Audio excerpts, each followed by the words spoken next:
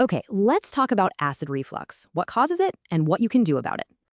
You know that burning feeling you sometimes get after a meal? Well, what's actually going on in there? It's called gastroesophageal reflux. Basically, stuff from your stomach is flowing the wrong way. And the main reason this happens, it all comes down to a faulty little gatekeeper. Meet your lower esophageal sphincter, or LES. Its whole job is to act like a one-way door. A healthy one opens for food, then snaps shut. A weakened one, it just doesn't close all the way.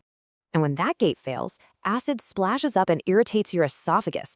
That's the burn you feel. So, what makes this gatekeeper muscle weak in the first place? Well, some foods are major culprits. So, let's jump into the top 3 triggers you might want to avoid for some quick relief. We're talking high-fat and fried foods, alcohol, and fizzy drinks. First up, fatty foods. They hang out in your stomach longer and tell that gatekeeper muscle to relax. Alcohol does pretty much the same thing. It relaxes that muscle, making it easy for acid to escape. And carbonated drinks? The bubbles build up pressure that can literally force that gate open.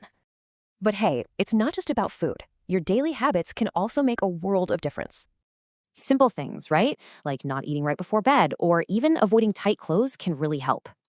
It really all comes down to helping your body's own natural barrier do its job better. So, think about it. What's one little change you could make to help out your own personal gatekeeper?